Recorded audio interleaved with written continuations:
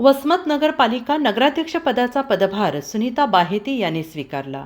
वसमत नगर परिषद सार्वत्रिक निवडणूक 2025मध्ये थेट जिंकून प्रथमच निवडून आलेल्या सुनीता मनमोहन बाहेती यांनी आज 29 रोजी वसमत नगरपालिका परिषद अध्यक्षपदाचा पदभार स्वीकारला असून सर्वप्रथम मुख्य कार्यकारी अधिकारी यांनी नवनिर्वाचित अध्यक्षाचे शाल आणि पुष्पगुच्छ देऊन स्वागत केले.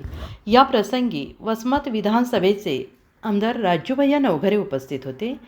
त्याचबरोबर नगरपालिका निवडून आलेले सर्व नवनिर्वाचित नगरसेवक आणि या ठिकाणी उपस्थित होते. श्री अरविंद मुंडे मुख्य कार्यकारी अधिकारी यांनी सगळ्यांचे स्वागत केले. या प्रसंगी नवनिर्वाचित सुनीता मनमोहन बाहेती यांनी अध्यक्षपदाचा पदभार स्वीकारल्यानंतर आपले मनोगत व्यक्त केले. या मनोगतामध्ये त्यांनी या सर्व यशामागे माननीय वसमत विधानसभा मतदारसंघाचे आमदार राजूभैया चंद्रकांत नवघरे पाटील यांचे मोठे सहकार्य मिळाले आहे.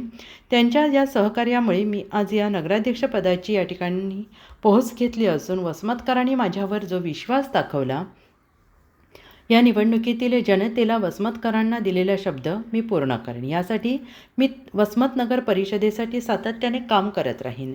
वसमत शहराला स्वच्छ आणि सुंदर ठेवण्याकरिता आणि करण्याकरिता माझी सर्व ती तयारी असेल.